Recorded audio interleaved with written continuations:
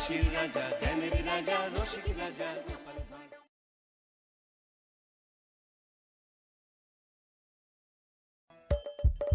হাসির রাজা, জ্ঞানের রাজা, রসিক রাজা।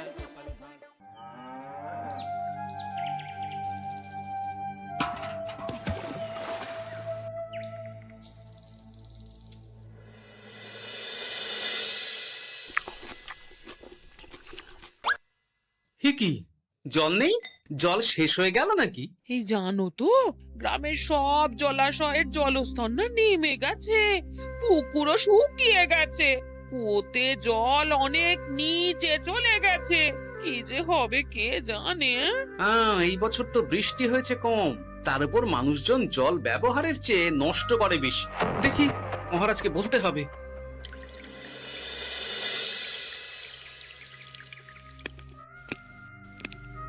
এই তো গোপাল এসে গেছে।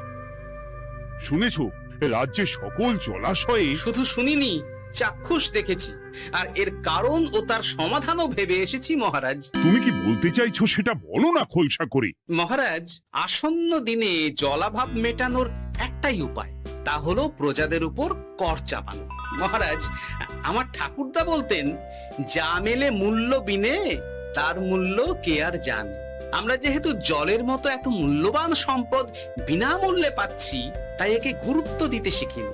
সবাই মিলে দেদার জলের অপচয় করছি। আমি এই অপচয়ের বিরুদ্ধে কর বসানোর পরামর্শ দিচ্ছি মহারাজ। জলের জন্য দেবে দাম, ছুটে যাবে কাল ঘাম। হ্যাঁ, যখনই জলের জন্য কর দিতে হবে, তখনই জলের অপচয় বন্ধ হবে। এতে লাভটা কি হবে গোপাল? মানুষ কম জলে কাজ করা শিখে যাবে, ফলে আগামী দিনে যদি জল সম্পদ কমেও যায়, এই কৃষ্ণনগরের প্রজারা আগে থেকেই তার জন্য প্রস্তুত হয়ে যাবেন। কিন্তু আমি আমার প্রজাদের কাছ থেকে জলের দাম নেব গোপাল? না মহারাজ, কর বাবদ যে অর্থ উপার্জন হবে, তার সাথে আপনার দান মিলিয়ে রাজ্যের মধ্যে একটা বিরাট কৃত্রিম জলাধার বানানো হবে। বাহ বাহ বাহ! যেখানে বৃষ্টির জল সংরক্ষণ করা যাবে মহারাজ। এতে সারা বছর ধরে আর কোনো জলের অভাব থাকবে না মহারাজ। গোপালের প্রস্তাব বড় ভালো লেগেছে। আগামী দিনে ইতিহাসে এই কর্মযজ্ঞের কথা লেখা থাকবে বলে আমার বিশ্বাস। আর তাই আমি গোপালকে এই মুহূর্তে 50টি স্বর্ণমোহর উপহার দেব বলে ঘোষণা করছি। সাধু সাধু সাধু।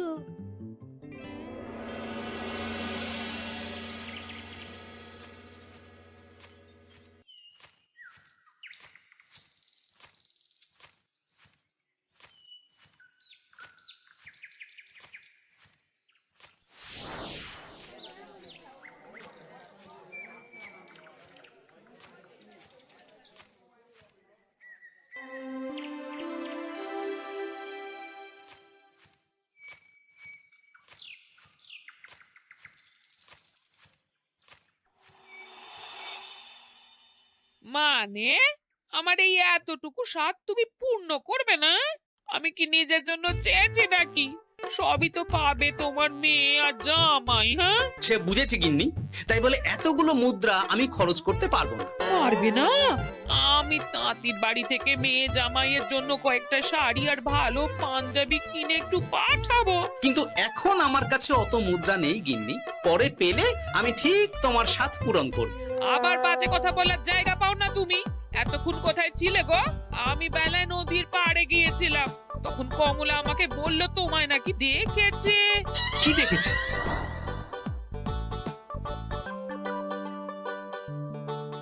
কোথায় গেল? এত বড় মুদ্রা থলে কি হাওয়াতে উবে গেল নাকি? এই রে, এ তো মহা ঝামেলা। কখন কি যে গিন্নিকে খবর দিচ্ছে সেটা টেরও পাইনি। বলি মুখে কুলু পাটলে যে বড়, বলি রাজা মশাইয়ের কাছ থেকে যে এত রোজগার করো, সেই মুদ্রা যায় কোথায়? আহ, কানের মাথা খেও না তো। আমি কি তোমার কোনো কিছুর অভাব রেখেছি? বলো একবার। খাওয়া পড়া কোনো কিছুর তো কোনো খামতি নেই তোমার। মানছি রাখোনি, কিন্তু তাই বলে আমিও তোমার স্ত্রী, তোমার গিন্নি গো, গিন্নি, তাই না? আমার তো জানার অধিকার আছে নাকি যে তোমার উপার্জনের অর্থ করি সব কোথায় যাচ্ছে? জানবে জানবে, সব জানবে। এখন কিছু খেতে দাও দেখি, পেটে ছুঁচোয় ডন বৈঠক মারছে। না, এরপর থেকে আর মহারাজের কাছে উপহার পেলে ওইভাবে খোলা হাটের মধ্যে দিয়ে আসা যাওয়া করা যাবে না।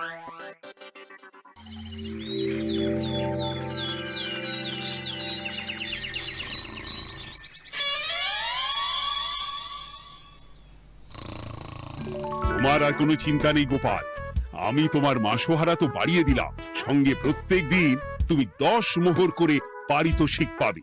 এই নাও।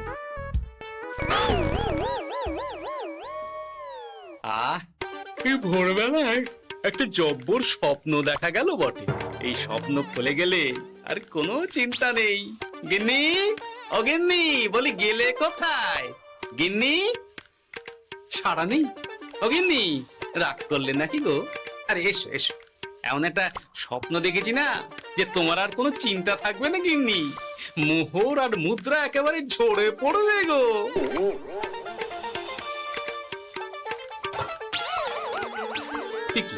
এইসব ফলাহার সাজিয়ে রেখে গেল কোথায় গিন্নি? নিজের বাপের বাড়িতে তো যাবে না, কেউ নেই সেখানে। মেয়ের বাড়ি গেল নাকি? না, মেয়ের বাড়িতে তো গিন্নি যায় না। তাহলে না না, খালি পেটে এত ভাবতে পারছি না।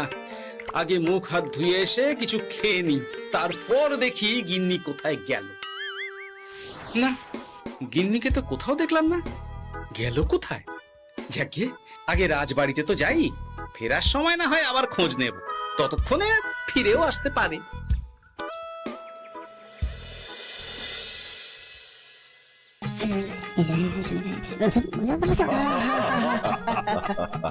বাহ বাহ বাহ, একেই বোধহয় বলে সঙ্গগুণ। অনেকদিন এত হাসি নিয়ে। যা বলেছেন মহারাজ। হাসির চোটে পেটে ধরছে খিল। কর্তার গিন্নিতে দেখছি রয়েছে অনেক মেল।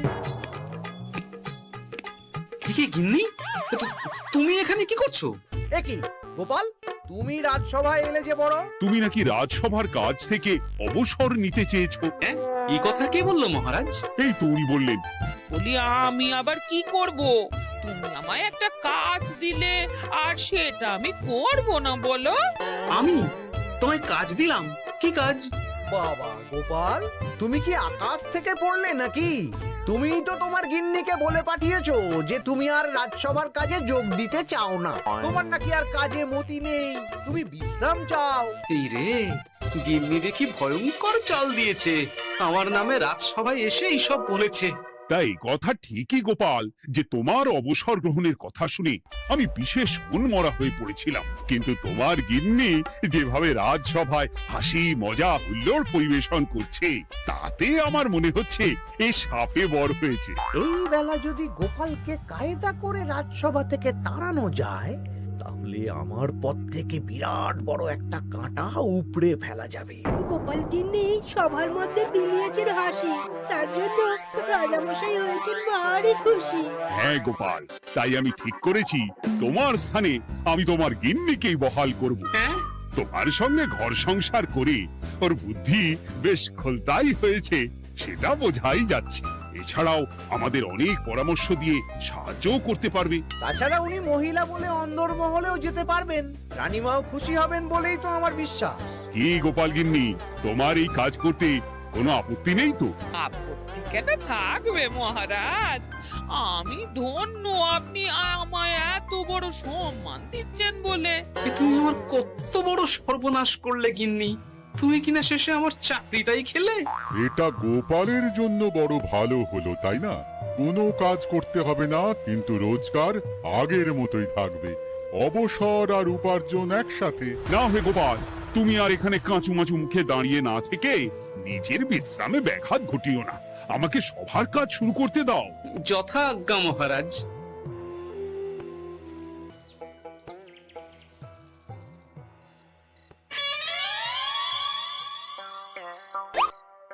মানে মহারাজ সমস্যার সমাধান করতে দিয়েছেন তোমাকে, আর তার উত্তর দেব আমি? কেন? তুমি আমার চাকরি খাবে আর তোমার সেই চাকরি রাখার দায় নেব আমি? হ্যাঁ হ্যাঁ, নেবে।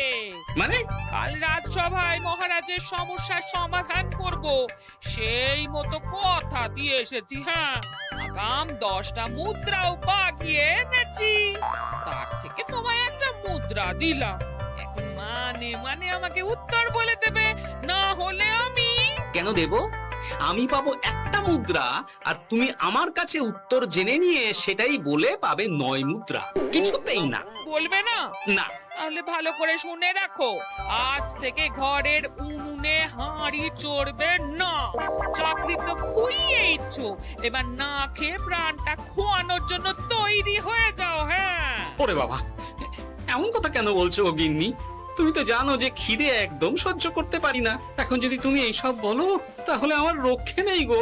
বেশ, তাহলে আমি যা জানতে চাইছি শ্বশুর শ্বশুর করে বলে ফেলো দেখি।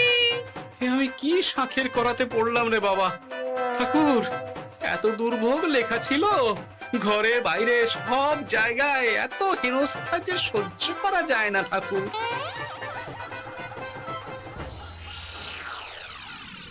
একেই তো বলে গো গিন্নি, মেঘ না চাইতেই জল।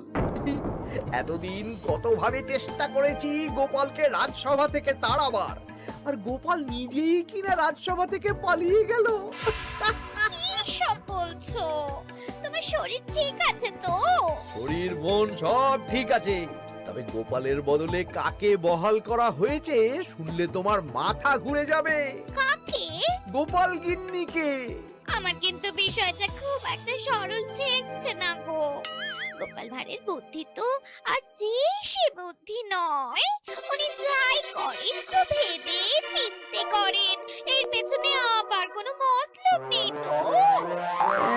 এটা তুমি মন্দ বলনি গিন্নি, গোপালকে নিয়ে সত্যি কোনো বিশ্বাস নেই। ও কখন কি ঘোট পাকাচ্ছে বলা যায় না। আমাকেও সাবধানে থাকতে হবে, দেখতে হবে যে গোপাল আসলে কি চাল চালতে চাইছে।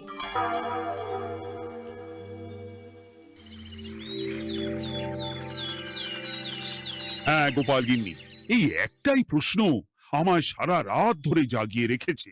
মানুষ মরে ভূত হয়, ভূত কি মরে? তাহলে ভূত মরলে কি হয়? মানে মহারাজ, এই প্রশ্নের উত্তর আমার আজকে দিতে ইচ্ছে করছে না। হ্যাঁ, আমি না হয় আপনাকে আগামীকাল এই প্রশ্নের উত্তর দেব, ঠিক আছে? হ্যাঁ, গাছ থেকে পড়ে গেলে জাপটে ধরে ডালকে। আজকের প্রশ্নের উত্তর উনি দেবেন কালকে। না হে গোপাল গিন্নি, তা হয় না। এই প্রশ্ন আমাকে সারা রাত বিচলিত করেছে।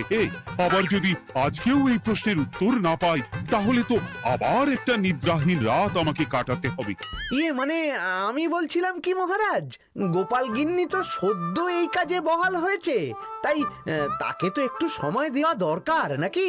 কিন্তু প্রশ্নের উত্তর না পেলে যদি মহারাজের শরীর খারাপ হয়, তার দায় কে নেবে মন্ত্রী মশাই?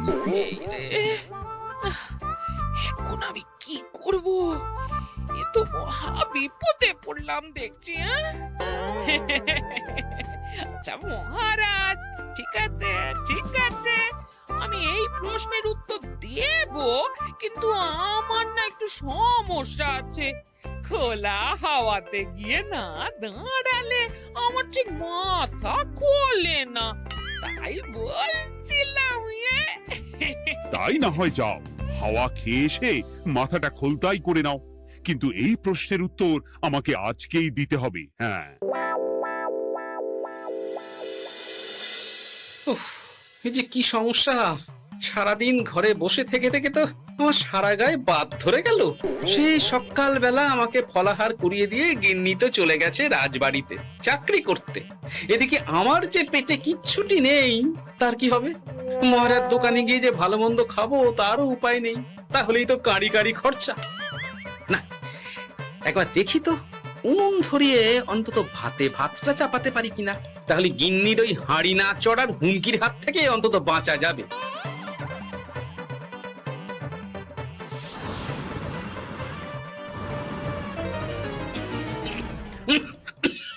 ও বাবা গো, ও বাবা, এত কেসে কেসে সোজা শেষ যাত্রা হয়ে যাবে আমার। না, এর চেয়ে না খেয়ে মরাও ঢের ভালো। দেখি তুমি বাড়িতে কেন?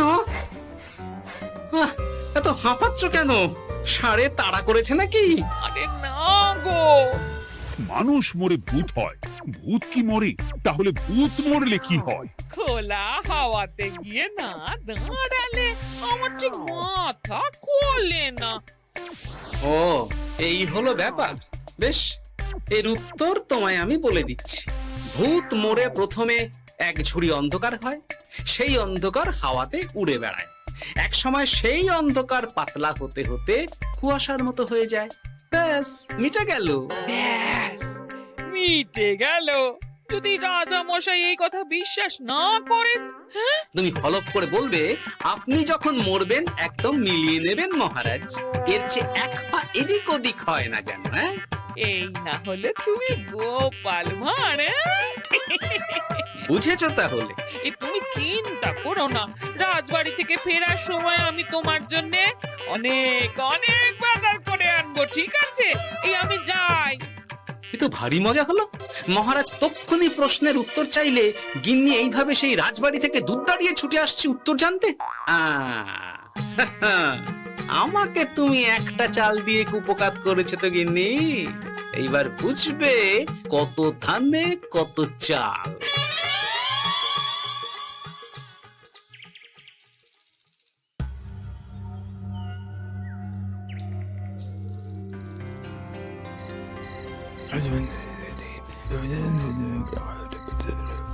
বুঝেছিস তো তোর কাজটা? খুব বুঝেছি গোপাল দাদা। নেই, এবার লেগে পড় দেখি।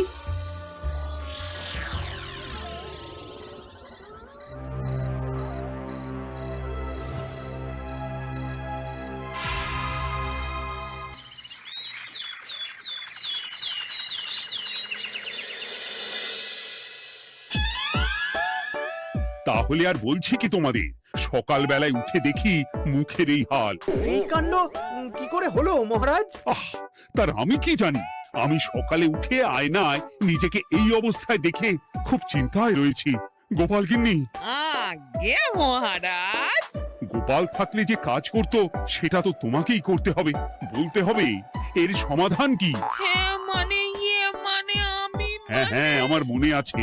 তোমার তো আবার হাওয়া না খেলে চলে না। যাও যাও, তাড়াতাড়ি হাওয়া খেয়ে এর উত্তর নিয়ে এসো।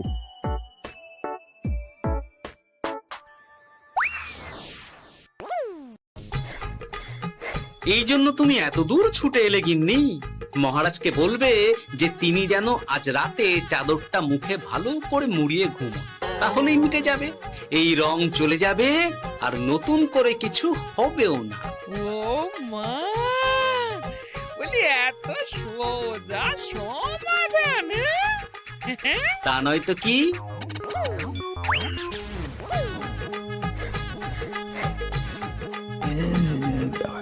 কাল সারা রাত আকাশে একবার দেখলাম চাঁদ উঠেছে, আর একবার দেখলাম ঘোর অমাবস্যা। এর কারণ কি? একই রাতে দুই তিথি হয় কি করে? মানে আর একটা সমস্যা। হ্যাঁ, এটা আগে বললেই তো হতো মহারাজ।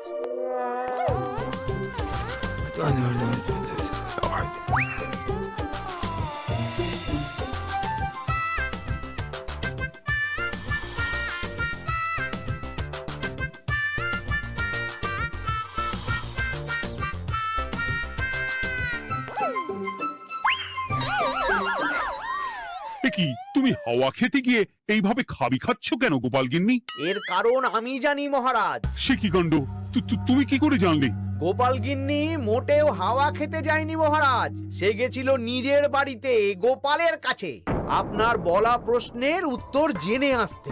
মানে গোপাল গিন্নি তার মানে আমাকে ঠকিয়েছে? তা জানি না মহারাজ, তবে আমার মনে হয় এর পেছনে গোপালের কোনো গভীর ষড়যন্ত্র আছে, না হলে সে এমনটা করবে কেন? আর এক রাতেই আপনার সাথে এতগুলো অদ্ভুত ঘটনা পর পর ঘটবে কেন? বটে, এক্ষুনি গোপালকে ডেকে আনো।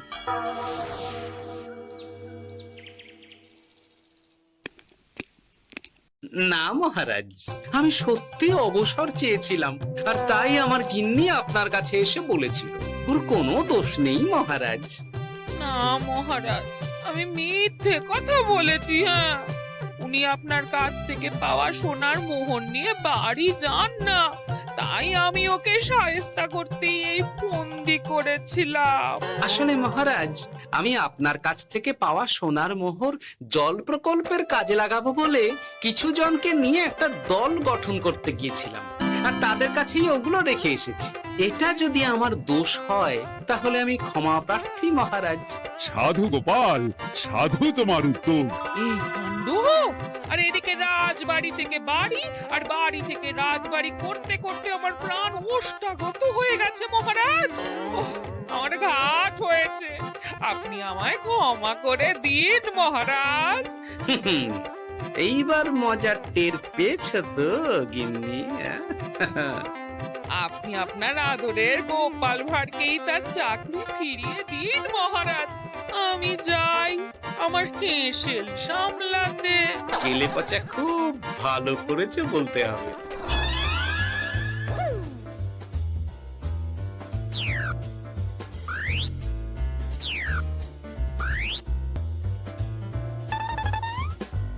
তবে মহারাজ, অমাবস্যা পূর্ণিমা সব আমার বুদ্ধিতেই কেলেপচা করেছিল। আপনার ওই মুখের রং, ওটি একটি বিশেষ রং যার আয়ু একদিন, তাই ওটা এমনিই মিলিয়ে গেছে। হ্যাঁ, সেই বরং ভালো। তুমি তোমার গিন্নিকে নিস্তার দাও গোপাল, তাছাড়া আমিও আমার গোপালকে ছেড়ে আর থাকতে পারছি না। যথা আজ্ঞা মহারাজ। আমারও যে আর এই অবসর ভালো লাগছে না মহারাজ। গোপাল ছাড়া রাজসভা যে লাগে ফাঁকা ফাঁকা, তাই তো আবার চাকরিতে তাকে বহাল রাখা।